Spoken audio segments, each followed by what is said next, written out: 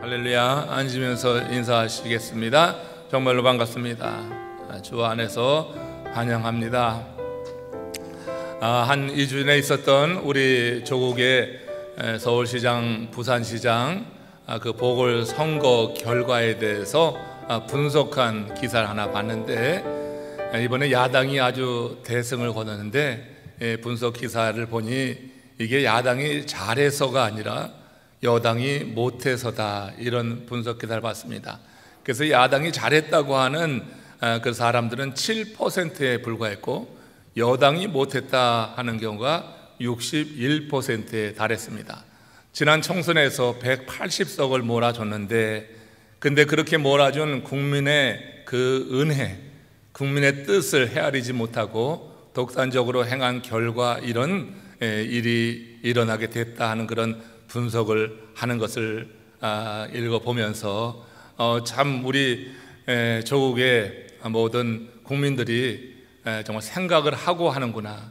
그래서 우리가 정말 그 은혜를 안다고 하는 것, 이렇게 믿어주고 그래서 표로 그 마음을 전해줬던 그 마음을 헤아리지 못한 그 결과를 이렇게 보고, 정말 은혜를, 사람들이 함께하는 이 공동체에서도 은혜를 알고 그 마음의 뜻을 헤아리는 것이 중요하겠다, 이런 생각을 해보게 되었습니다. 여러분, 호의가 계속되면 그게 권리인 줄 안다, 이런 말이 있어요. 호의가 계속되는 선거에 승리하면서 그걸 권리로 알고 마땅히 행할 의무를 행하지는 그 결과를 우리가 보고 있습니다. 여러분, 우리 한식당에 가면은요, 그 한식당에서 메인 디쉬와 함께 그 사이드 디쉬가 나오죠. 반찬이 나오는데 외국 식당에서는 그런 게 별로 없잖아요. 만약 한식당에 가는데 반찬을 주지 않는다고 하면은 아마 손님들은 그 가게 서비스를 이제 아주 비판하고 별로라고 생각하며 다시 가지 않을지도 모릅니다. 언젠가인지 모르는데 누군가 시작한 겁니다. 한식장에서 이 반찬을 제공하는 것, 무료 반찬을 제공하는 거죠. 이게 이제 손님들에게 권리가 되었어요. 그 식당에서 은혜로, 그야말로 기쁨으로 주는 그것을 권리로 받아서 이제는 반찬이 나오는 것에 대해서 고마운 줄 모르죠. 더 많은 서비스를 요구하는 거 우리가 아주 쉽게 보게 됩니다. 오늘 제가 나누고자 하는 것이 바로 그겁니다. 여러분, 하나님께서 애굽에서 종살이하던 이스라엘 백성들의 울부짖음을 듣고 응답하였어요. 그렇죠? 그래서 그들을 그 애굽에서 건져내시고 또 광야를 지나는 동안에 만나를 매일같이 허락해 주셨어요. 그 얼마나 큰 은혜예요. 그들이 처음 만나를 봤을 때, 그 맛보았을 때 정말 감동적이었고 감격이 있었습니다. 그래서 이게 뭔가 하면서 그렇게 기뻐했었어요. 근데 광야 생활 내내 같은 만나를 하나님이 공급해 주시는데 어떻게 됐습니까? 시간이 가면서 그 감격, 감사가 다 사라지고 식어지고 말았어요. 하나님께서 은혜로 주신 것, 그걸 권리로 알고 이렇게 당연하게 받아들이면서, 그러면서 모세를 향해서 불평을 일삼았는데, 그건 모세를 향한 불평은 하나님을 향한 불평과 불만이었다고 하는 것을 알 수 있죠. 더 많은 것을 요구하기 시작했습니다. 자신들이 받은 그 은혜를 잊어버리고 이게 권리다 말이야. 그래갖고 더 많은 그런 것을 요구하게 되었을 때 하나님께서 그들의 그 태도, 그들의 그 모습에 대해서 하나님이 징계하시죠. 민수기 21장 5절에 그들이 이제 불평하는 내용을 한번 같이 보시기 바랍니다. 같이 읽겠습니다. 백성이 하나님과 모세를 향하여 원망하되 어찌하여 우리를 애굽에서 인도하여 내어 이 광야에서 죽게 하는가? 이곳에는 먹을 것도 없고 물도 없도다. 우리 하나님이 이 하찮은 음식을 싫어하노라. 우리 마음이 이 하찮은 음식을 싫어한다, 이렇게 말을 하고 있는 것을 들을 수가 있습니다. 여러분, 자유를 얻은 것이 얼마나 큰 복이에요. 그런데 그들은 지금 육신에 이런 먹을 것, 마실 것으로 인해서 이렇게 불평을 하고, 하나님이 만나를 주셨을 때 처음은 고마워하고 감사했지만 시간이 가면서 그것을 뭐라고까지 말하는 거예요? 하찮은 음식이다, 이렇게 말을 하면서 비판을 하는 것입니다. 이렇게 받은 것에 대해서 감사하지 못하고 권리로 생각하고 불평을 일삼게 되자 하나님께서 그들에게 내리신 심판은 불뱀을 보내시는 거였어요. 뱀에게 물린 사람들은 그 즉시 온몸에 독이 퍼지면서 열이 나고 고생하다가 죽게 됩니다.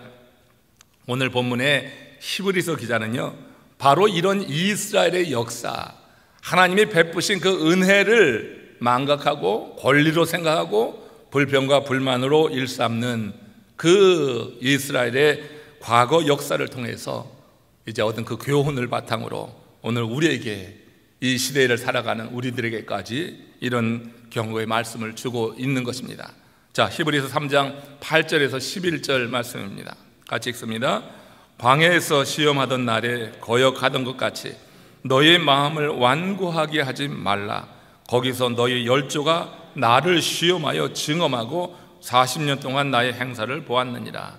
그러므로 내가 이 세대에 노하여 이르기를 그들이 항상 마음이 미혹되어 내 길을 알지 못하는도다 하였고, 내가 노하여 맹세한 바와 같이 그들은 내 안식에 들어오지 못하리라 하였다 하느니라.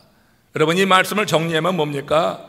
지금 그들이 처음에 가졌던 열정, 처음에 가졌던 감사, 감격을 끝까지 지켜나가지 못하면은 이스라엘 백성이 광야에서 죽고 약속의 땅에 들어가지 못한 것처럼 그들의 사역 끝에 임하게 될 그리스도와 함께하는 그 하나님과 함께하는 그 참회의 기쁨도 누리지 못할 것이다.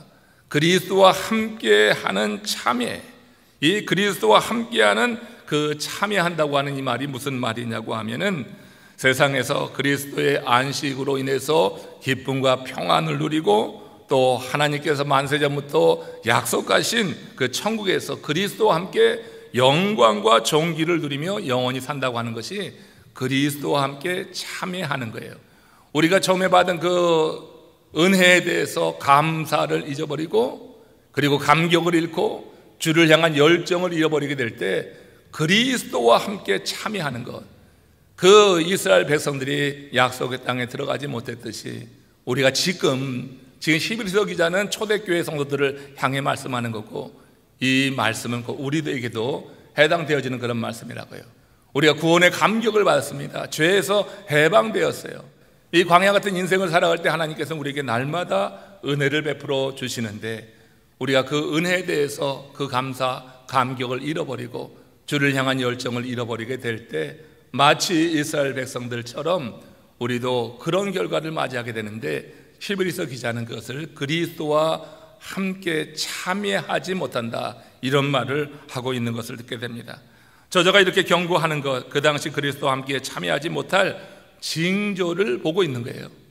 초대교회 보니까 그 그리스도와 함께 참여하지 못할 그런 모습들이 그들 가운데 나타나는데, 그게 마치 저 이스라엘 백성들이 해방 이후에 광야에 나와서 보였던 그런 모습과 같더라.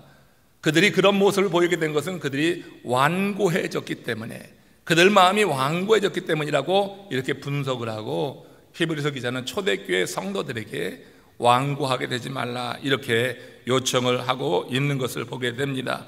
자, 한번 같이 히브리서 3장 12절 13절 말씀을 읽으면서 오늘 본문 안으로 들어갑니다. 같이 읽습니다. 형제들아, 너희는 삼가 혹 너희 중에 누가 믿지 아니하는 악한 마음을 품고 살아계신 하나님에게서 떨어질까 조심할 것이요, 너희 중에 누구든지 죄의 유혹으로 완고하게 되지 않도록 하라. 여러분, 우리는 시간이 지나면은 은혜를 잃어버리는 경향이 있어요. 은혜가 참 컸는데 그 은혜를 잃어버리고 그리고 나서 이제 다시 어려움을 겪게 될 때 그 은혜가 참 컸구나 하는 그런 반성을 하게 됩니다. 지금 이 히브리서 기자는 초대교회 성도들이 받은 은혜가 크다, 예수 그리스도 안에서 받은 그 은혜가 참으로 큰 건데 그것을 잃어버리는 이런 모습들을 실제로 보고 있는 거예요. 그래서 이 서신을 통해서 그들을 일깨우고 있다고 하는 것입니다. 지금 히브리서 저자는 그리스도와 함께 참여하지 못한 현상들이 나타나고 있는 것, 초대교회에 이런 현상이 나타나고 있는 것은 죄 때문이다, 이렇게 지금 지적을 하고 있습니다. 그래서 후반부에 뭐라고 했습니까? 너희 중에 누구든지 죄의 유혹으로 완고하게 되지 아니하도록 하라. 이 죄로 인하여서 마음이 완고해지면은 약속의 땅에 들어가지 못하게 된다고 하는 거예요. 여러분이 완고하다고 하는 것은 굳어진다고 하는 것입니다. 굳어지면은 문제가 생깁니다. 간이 굳어지면은 그 문제가 생겨서 고통을 주는 것입니다. 모든 것이 굳어지게 될 때, 경직되게 될 때, 그때 문제가 발생하게 되는 거예요. 완고해지는 것은 굳어지는 것입니다. 주님의 은혜에 대해서 굳어지는 것입니다. 주님의 은혜에 대해서 감격이 굳어지는 것입니다. 그래서 완고해질 때 죄에 우리가 유혹을 받게 되고, 그로 인해서 나타나는 현상을 통하여서 선악을 분별하지 못하고 자연히 악한 마음을 품게 되는데, 그 결과 영적인 사망에 이르게 될 것을 말씀하고 있는 거예요. 그러므로 우리 마음이 완고해지는 이유를 잘 파악해서 어찌하든지 마음의 완고함만은 막아야 되겠다. 여러분, 우리 예배하는 우리들 가운데도 이렇게 예배 초소에 나와서 하나님을 예배하는 하지만 마음이 좀 완고해지는 사람들이 있습니다. 이거 누구나 우리가 지적해서 말할 수는 없지만 완고한 가운데도 예배는 드릴 수 있어요. 그러나 이건 위험한 사인입니다. 하나님의 말씀이 들려오지 않는다고 하는 것, 하나님의 말씀을 거부한다고 하는 것은요, 그 심령이 완고해질 때 나타나는 아주 대표적인 현상이 되는 거예요. 예배에 감격이 없고 예배 속에서 하나님의 은혜를 사모하는 그런 마음이 없이 드리는 예배, 그 심령이 완고해졌다고 하는 증거로 볼 수가 있는 것입니다. 오늘 본문에서 저자는 사람 마음이 완고해지는 것, 그것은 다른 것이 아니다, 하나님의 은혜를 잊었기 때문이다. 저와 여러분들이 하나님의 은혜를 잊어버리면 마음이 완고해집니다. 정치 세계에서도 은혜를 잊어버리니까 그 마음이 완고해져서 그 뜻을 헤아리지 못하고 독단으로 나가서 이런 결과를 갖게 되는 것입니다.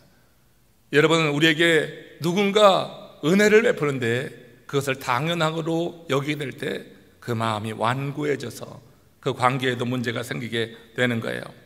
이제 히브리서 3장 8절 말씀 다시 보시면은 광야에서 시험하던 날에 거역하던 것 같이 너희 마음을 완고하게 하지 말라. 그들이 하나님의 심판을 받는 것은 완고해졌기 때문이다. 그러니 저 이스라엘 백성들이 광야에서 시험하던 날, 하나님을 시험하는 거예요. 하나님을 시험하던 그 날에 거역하던 것 같이 너희 마음을 완고하게 하지 말라. 이스라엘 백성들이 그렇게 완고해진 이유는 그들이 하나님이 베풀어 주신 은혜가 큰데, 아니 애굽에서 건져내신 것이 얼마나 놀라운 일이에요. 홍해를 가르는 그 기적을 보여주셨는데, 아니 그거 하나만 갖고도 평생 잊지 않고 하나님 안에 머물러 있고 하나님의 말씀이면 껍벅 죽고 그 말씀 안에 살아갈 것 같은데, 사람이 이런 거예요. 아무리 큰 은혜를 받아도 시간이 지나가면요, 그 은혜가 힘이 돼지고 나중에는 또 자기가 고집이, 자기 의가 드러나게 되면서 완고한 마음으로 변해가는 것을 우리는 보게 됩니다. 200만 홍해 가르고 지난 건 놀라운 일이고 결코 잊을 수 없을 것 같지만 그들은 그렇게 행하고 있는 것을 봅니다. 이 큰 하나님의 은혜를 망각하게 되니까 이제 얼마나 완고해지는 거예요. 하나님과 모세를 향하여서 거침없이 원망합니다. 하나님이 베푸신 좋은 것, 그 만나, 이것을 하찮은 것이라고 그렇게 평가절하하고 불평합니다. 먹을 것도 없고 마실 것도 없고 우리 마음이 이 하찮은 것을 싫어한다, 불만이 쏟아져 나옵니다. 이처럼 오늘 우리 마음이 완고해지는 이유도 유사한 거예요. 이와 관련해서 베드로 사도가 이렇게 명령하고 있는 것입니다. 베드로후서 3장 18절 말씀입니다. 같이 읽습니다. 오직 우리 주 구주 예수 그리스도의 은혜와 저를 아는 지식에서 자라가라. 자, 완고해지지 않기 위해서 결국 이런 명령을 내리는 거죠. 사람이 완고해지는 것은 그 은혜를 잊는 거기 때문에 하나님의 아는 그 지식이 더해갈수록 인생에 임하는 모든 것을 은혜로 받아들일 수 있기 때문에 이런 명령을 하는 거예요. 여러분, 우리가 하나님을 아는 지식, 하나님을 알아가게 되면 하나님이 우리를 향하신 가장 궁극적인 그 뜻을 알게 됩니다. 우리를 구원케 하시려고 하는 것, 우리를 향하신 하나님의 선하신 그 뜻을 알게 되기 때문에 모든 것을 은혜로 받아들일 수가 있는 거예요. 하나님을 모르니까 조금 어려우면 하나님께 불만, 불평이 쏟아지지, 하나님을 알면은 어떤 상황에서든지 우리는 하나님을 향하여서 정말 모든 것이 은혜다, 이렇게 고백하며 나가게 될 줄로 믿습니다. 이 결과 여러분, 우리 마음이 이렇게 어떤 상황 속에서도 한결같이 주님의 은혜 안에서 기뻐할 수 있고 또 평안을 유지할 수도 있다고 하는 것이죠. 사람이 어릴 때는 엄마 아빠가 칭찬하면은 그 칭찬과 또 우리 칭찬에 아주 기뻐하고 좋아하고, 책망하면은 그 책망으로 인해서 금박금박 이렇게 실망하는 모습을 보이게 됩니다. 이렇게 어린아이는 매 순간 자신이 겪는 사건에 따라서 감정이 뒤치락 엎치락 하지만 우리가 자라가고 철이 들었다고 하는 그 뜻이 뭡니까? 그렇게 여러분, 우리 부모가 우리에게 행하는 대로 금방 감정이 엎치락 뒤치락 하지 않는 거예요. 칭찬 들으면 좋지만 꾸중을 들어도 무슨 뜻이 있겠지. 조금 마음의 상처는 받는다 할지라도 그렇게 부모를 떠나는 일은 없고 부모의 입장을 생각하는 그 마음을 갖게 된다고 하는 것입니다. 이스라엘 백성들의 마음이 완고해진 것은 이와 반대로 행했기 때문에 그래요.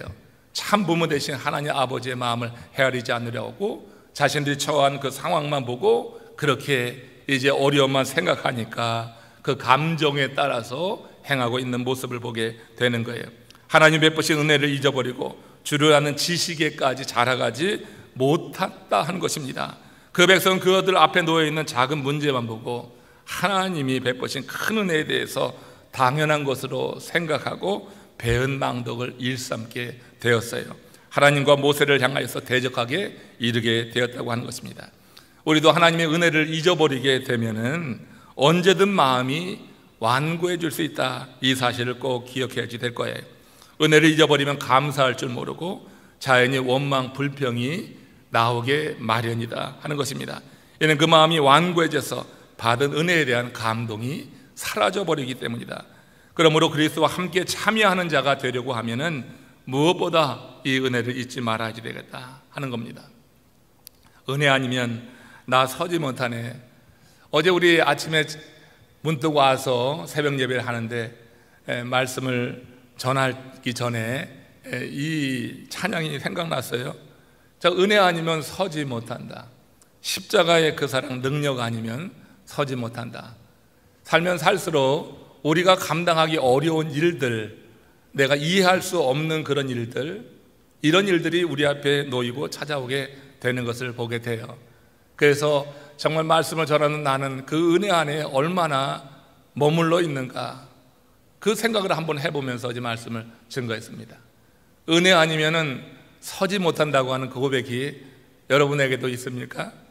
십자가의 그 사랑 능력 아니면 나 서지 못한다. 죄를 지을 수밖에 없는 연약한 존재다. 은혜 아니면 나 서지 못하고 놀라운 사랑, 그 은혜 아니면 나 서지 못한다. 이 아름다운 찬양이 어제 그 마음에 감동을 주었어요. 여러분, 누구나 한 번쯤은 경험하는 일 중에 우리 자신이 이런 하나님의 은혜에 대해서 깊게 깨달을 수 있는 것 가운데 하나가 이사 갈 때 그런 생각을 해봅니다. 이사 갈 때 여러분 공통적으로 느끼는 것이 하나 있습니다. 살 때는 집이 그렇게 좁아 보이는데 이삿짐을 다 빼고 나면은 집이 상당히 넓은 거예요. 예? 여러분, 집 안에 가구만 새롭게 배치해도 집이 상당히 넓어 보이는 경우가 있는데 이사 갈 때 보면 그것이 아주 정말 크게 느껴지게 되죠. 우리 인생이 그런 것 같다는 생각을 하는 겁니다. 어떤 사람의 삶은 늘 빡빡해 보여요. 근데 어떤 사람은 좀 넓게 풍성하게 보이는 그런 모습을 보게 됩니다. 왜 그럴까요? 인생 짐이 그 안에 그렇게 많은 거예요. 그러니까 인생 짐을 내가 다 차곡차곡 쌓고 있는 사람은 그 삶에 여유로워 보이지가 않는 겁니다. 근데 인생 짐을 다 하나님께 내어놓은 사람들은 그 삶이 좀 풍성해 보이는 거예요. 그러니까 우리 삶이 이 경제적으로 여유가 있고 없느냐에 달린 것이 아니라 하나님의 은혜 안에 사느냐. 그러니까 하나님의 은혜 안에 산다고 하는 것은 내 짐을 하나님께 맡길 줄 아는 거예요. 내가 다 지고 가려고 하지 않고 하나님의 살아계심과 하나님께서 구하는 자에게 상 주시는 자이다 하는 이런 사실을 알아서 내 짐을 하나님께 진짜 맡길 줄 아는 사람이에요. 내 짐을 그저 말로만이 아니라 진실로 하나님께 맡길 줄 아는 그 사람, 경제적인 여유에 달린 것이 아니라 내 짐을 맡길 수 있느냐 없느냐 여기에 따라서 삶의 여유가 이제 결정된다고 하는 것입니다. 여러분, 시편 55편 22절에 보면 이와 관련해서 이런 말씀이 있는 거예요. 같이 읽겠습니다. 내 짐을 여호와께 맡기라. 그가 너를 붙드시고 의인의 요동함을 영원히 허락하지 아니하시리로다. 너무나 행복한 말씀이에요. 너무 좋은 말씀이에요. 보세요, 여러분, 이 말씀이 그냥 여러분 심령에 박히시기를 주의 이름으로 축원합니다. 이 말씀이 그대로 임하길 원해요. 얼마나 여러분 귀한 말씀이에요. 우리 짐을 여호와께 맡기면 하나님께서 우리를 의인으로 여겨준다고 하는 거예요. 여러분, 내가 어떻게 의인이 되겠어요? 나 같은 사람이. 그건 내 짐을 여호와 하나님께 맡기면 우리를 의인과 같이 여겨주신다고 이렇게 들리더라고요. 그러니까 여호와께 맡기면 그가 너를 붙드시고 의인의 요동함을 영원히 허락하지 않는다. 우리가 짐을 맡긴다고 하는 것은 하나님에 대한 믿음이 있을 때예요. 믿음이 없으면 맡길 수가 없는 거예요. 그러니까 우리가 짐을 맡긴다고 하는 것, 이 짐 가운데 가장 큰 짐이 죄짐이고 또 인생을 살아가며 느끼는 여러 가지 무거운 인생의 짐인데, 그 짐을 맡길 때 하나님을 믿는 사람이 완전히 맡기는 거예요. 그럼 하나님께서 우리를 붙들어 주시고 의인의 요동함을 영원히, 잠시도 아니고 영원히 허락하지 아니하신다 했으니 이 말씀이 얼마나 축복된 말씀이에요. 이 말씀 속에서 우리는 우리들에게도 인생의 짐은 다 있는 것이다 하는 그런 생각을 먼저 해봐야지 되고요. 그리고 그 짐에 대한 올바른 태도가 무엇이냐, 이것은 하나님께 맡기는 것이다. 이렇듯 우리 짐은 주의 은혜를 알고 맡길 때 비워지게 되는 거예요. 내 심령에 지금 얼마나 많은 짐이 있는가, 여러분 내면을 들여다보시기 바랍니다. 여러분 내면의 방이 정말 답답하지 않은가, 내 내면이 얼마나 복잡한가, 좀 단순화돼야지 되지 않겠어요? 이 짐을 하나님께 맡겨야지 되는데 맡기지를 못하는 거예요. 그러면 여러분 아주 정말 숨이 막히는 거죠. 그 좁은 공간에서 답답한 거죠. 우리 여호와 하나님께 맡기는 것을 하나님께서는 그렇게 기뻐하시는 거예요. 우리가 여러분 사람에게 짐을 맡기지 않는 게 좋지요. 상대가 힘들어해요. 그러나 여호와 하나님은 얼마든지, 얼마나 큰 짐이든지 맡기는 것을 정말로 기뻐하는 거예요. 우리가 큰 짐을 맡기면 맡길수록 하나님은 하나님을 향한 믿음으로 받아주셔서 우리를 의롭게 여겨주신다고 하는 거니, 여러분 손해볼 일이 아닌데, 이 일이 사실은 우리의 의지 갖고 생각 갖고 되는 게 아니라 그야말로 믿음이 있어야지 되는 일인데, 여러분 이런 은혜를 주님께 구하시기를 축원합니다. 인생이 조금 더 편안해지고 조금 더 넓은 마음에서 그 심령의 평안을 하나님이 주시고 기쁨 주시는 것을 경험하게 될 거고요.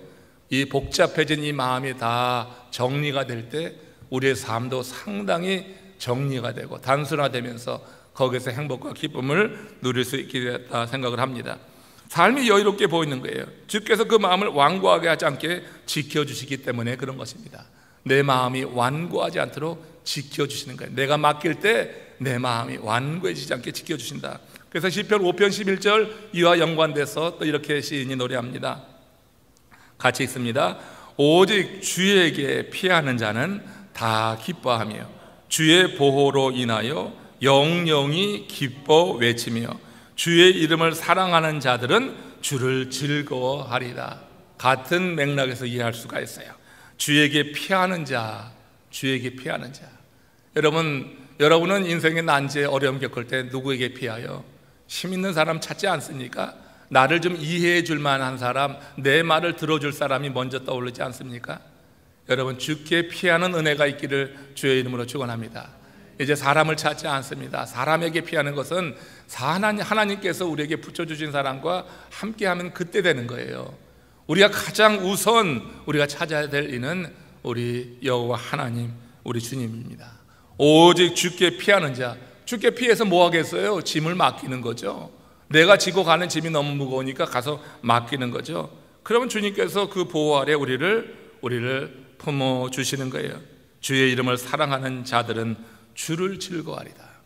여러분들, 우리 삶 속에서 주를 즐거워하는 것, 우리 마음이 완고해지지 않는 아주 대표적인 비결입니다. 내 마음이 완고해지지 않는 것, 이렇게 주께 맡기고 주를 기뻐하고 주의 이름을 높일 때 우리의 심령이 완고해지지 않고 하나님과 이렇게 친밀한 관계 안에서 하나님의 은혜와 보호를 누리며 살아갈 수 있다 하는 거죠. 우리는 세상에서 최고의 존재는 될 수 없는지 모르지만 유일한 존재, 우리 하나님 앞에서 유일한 존재는 될 수 있음을 확실하게 믿으시기 바랍니다. 우리는 넘버원은 되지 못하지만 하나님은 우리를 유일하게 보시는 거예요. 우리를 유일하게, 많은 사람 앞에 n분의 1로 보는 게 아니라 그냥 유일하게 정말 하나님 앞에 나오는 자를 하나님께서 그렇게 보시는 거예요. 다윗이 이렇게 노래할 수 있었던 것은 그가 고난을 겪는 중에 죽게 나간 이유, 바로 자기를 유일하게 보시는, 하나님은 너무 바빠서 우리를 n분의 1로 보는 게 아니라 하나님 앞에 서는 자에게만 집중하시고 관심하는 분으로 보기 때문에 이렇게 죽게 피하는 거예요. 죽게 피하는 자는 다 기뻐한다. 왜? 나를 유일하게 바라보시고 내 문제에 관심하시고 내 얘기를 들을 때 딴 생각하지 않고 듣고 내게 집중하시는 그 하나님을 우리가 믿고 만나기 때문에 기뻐할 수 있다고 하는 것입니다. 하나님께서 자신을 천하에 하나밖에 없는 유일한 존재로 환영한다고 하는 것을 믿는다고 하는 것, 이게 기도하는 사람이 담대하게 어려움이나 인생의 문제를 만날 때마다 나가는 이유라고 생각합니다. 다윗은 이 믿음 위에 굳게 서 있었기 때문에 숱한 고난 가운데도 그렇게 즐거워할 수 있었다. 믿음은 선물인데 그는 정말 가장 큰 선물을 받은 하나님의 사람이라고 하는 것입니다. 이 선물이 저와 여러분들에게도 오늘 특별히 임할 수 있기를 주의 이름으로 축원합니다. 에베소서 1장 17절 말씀 보십시오. 이게 선물임을 에베소에서 사도 바울은 이렇게 말합니다. 시작. 우리 주 예수 그리스도의 하나님 영광의 아버지께서 지혜와 계시의 정신을 너에게 주사 하나님을 알게 하시고, 하나님께서 이런 지혜와 계시의 정신을 줄 때 우리가 하나님을 아는 거예요. 하나님을 안다고 하는 것은 하나님을 믿는 것입니다. 그러니까 하나님의 지혜와 계시의 정신을 우리에게 줄 때 우리는 비로소 하나님을 알게 되는 거예요. 늘 말씀드리는 것처럼 믿음이라고 하는 것은 내가 믿는 게 아니라 그래서 믿어지는 거예요. 하나님이 지혜와 계시의 정신을 줘서 우리로 하나님을 알게 할 때 그때 하나님이 믿어지는 거라고요. 내가 이게 하나님을 믿어지게 될 때 그때 사도 바울처럼 행할 수도 있고, 내가 하나님이 그렇게 믿어지게 될 때 우리에게 하나님께서 요청하는 일을 우리는 내 자신을 둘러보지 않고 하나님의 약속만 믿고 행해 나갈 수도 있는 거예요. 하나님의 지혜와 계시의 정신을 줘서 우리로 하나님을 알게 하고 하나님을 믿게 하고, 그럴 때 우리는 하나님께서 내게 정하신 그 길에서 절대로 벗어나지 않는 줄로 믿습니다. 이 믿음 단계에 들어가게 될 때 하나님께서 우리에게 정해주신 이 길에 어떤 일을 만나도 이 길에서 절대 벗어나지 않고 이 길을 계속해서 나가려고 하나님을 더욱더 의지하고 하나님의 능력을 힘입어서 결국은 이 길 끝에서 주를 만나는 기쁨을 누리도록 하나님께서 이끄시는 것을 보게 되는 줄로 알아요.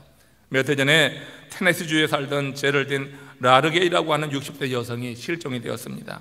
2박 3일 여정으로 저 아팔레치아 산맥을 트레일 코스를 이제 여행하게 되는데 그 하이킹을 떠났다가 혼자 떠났다가 실종된 거예요.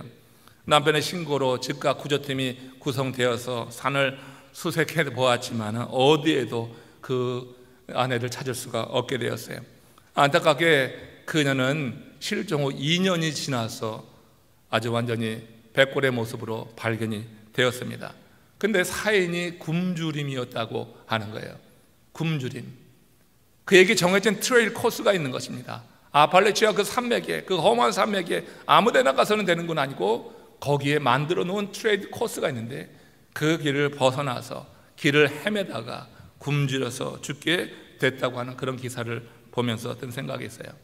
그녀가 남긴 일기장에 이런 글이 있습니다. 제 시체를 발견하는 분은 제 남편과 제 딸에게 연락해 주시길 바랍니다. 지금부터 몇 년이 흘려도 상관없습니다. 제 남편과 제 딸에게 꼭 알려주셔서 선의를 베풀어 주시기를 원합니다. 여러분, 이 여자가 트레일 코스에서 벗어나 길을 잃었을 때 이런 결과가 있으리라고 상상도 못했을 거예요.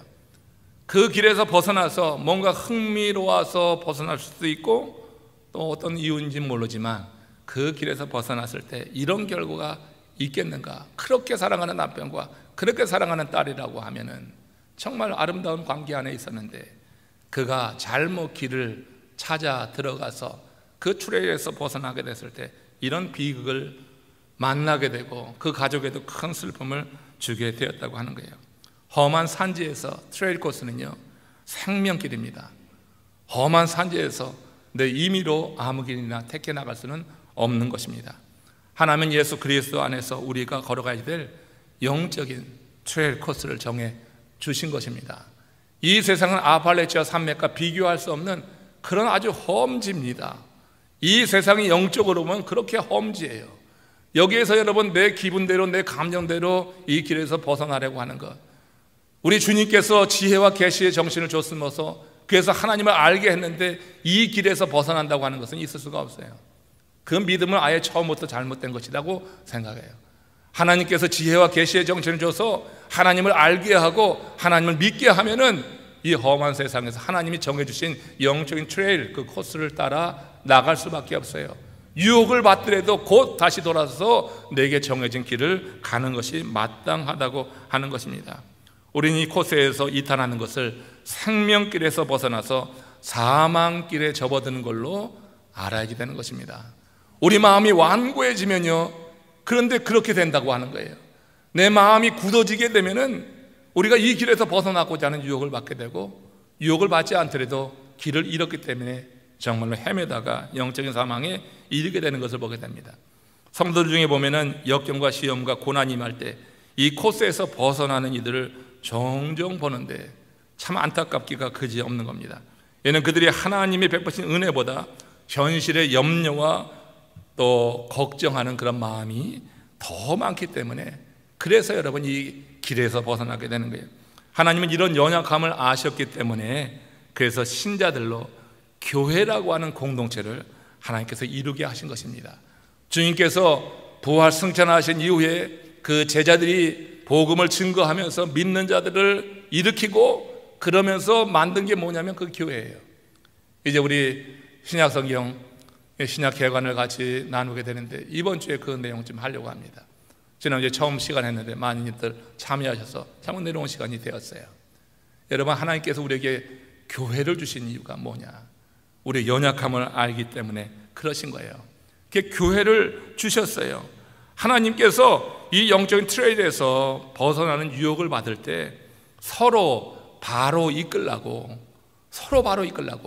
우리 자신은 혼자는 참 연약해, 유혹에 아주 쉽게 노출되어 있고 넘어가기 쉬워요.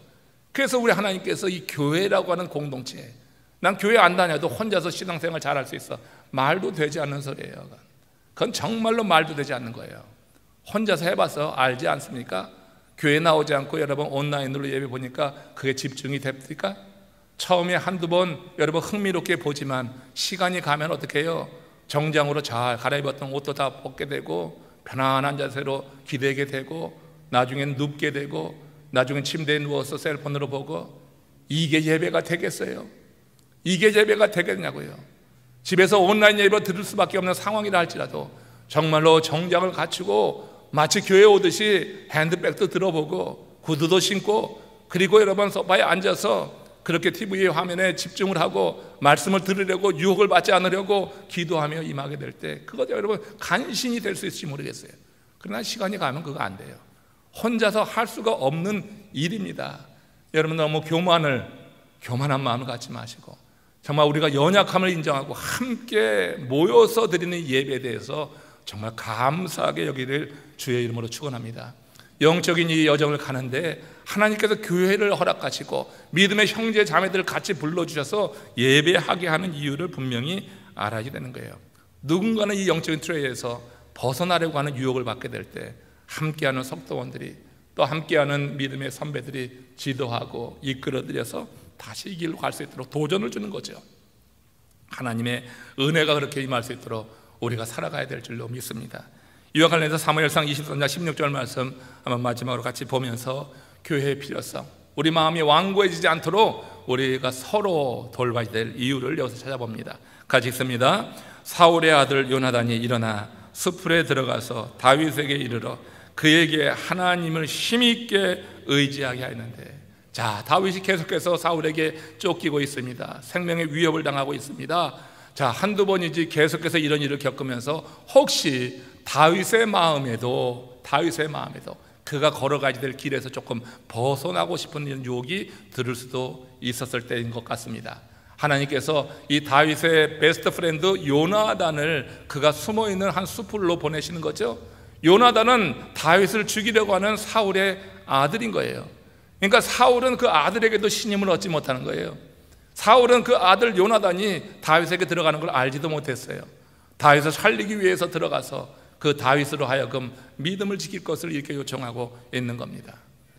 여러분, 이 모습 속에서 여러분, 우리 교회 안의 성도들의 모습을 생각해 보는 것입니다. 다윗이, 이 요나단이 다윗을 베스트 프렌드로, 가장 친한 친구로 여겨서 친구가 어려움 겪고 있으니까 그렇게 들어가서 도운 것이라고 1차적으로 생각할 수 있을지 모르지만 이건 구성론적인 관점에서 봐야 되는 거죠.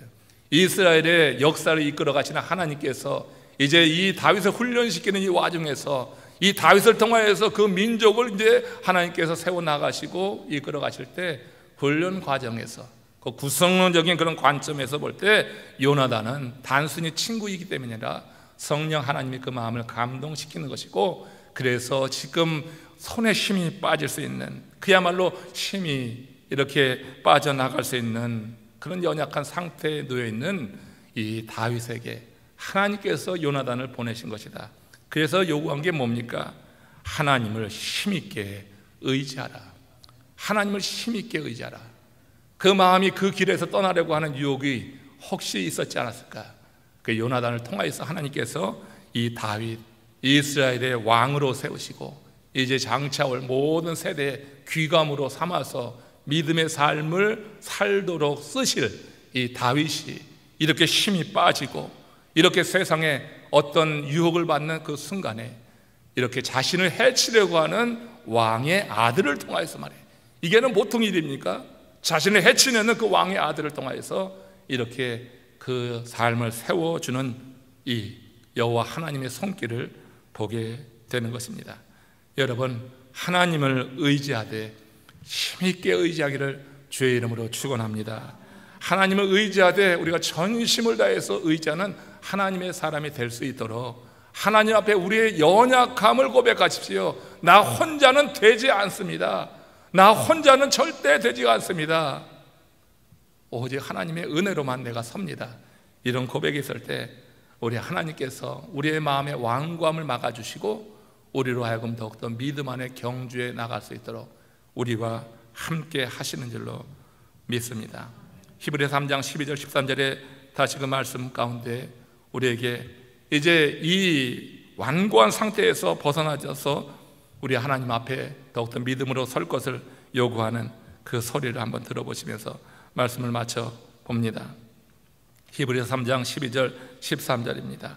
형제들아, 너희는 삼가 혹 너희 중에 누가 믿지 아니하는 악한 마음을 품고 살아계신 하나님에게서 떨어질까 조심할 것이요, 너희 중에 누구든지 죄의 유혹으로 완고하게 되지 않도록 하라.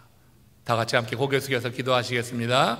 하나님의 말씀이 오늘 내 속에서 역사해서 이렇게 완고해짐으로 죄를 짓지 않고 하나님을 떠나서 이런 어려움 가운데 처하지 않도록 하나님, 우리가 이 험한 세상 아팔라치아 산맥과 비교가 되지 않는 이런 인생의 숲을 정말 험지를 지나가는데 이 인생길 생명길에서 떨어지지 않게 하소서.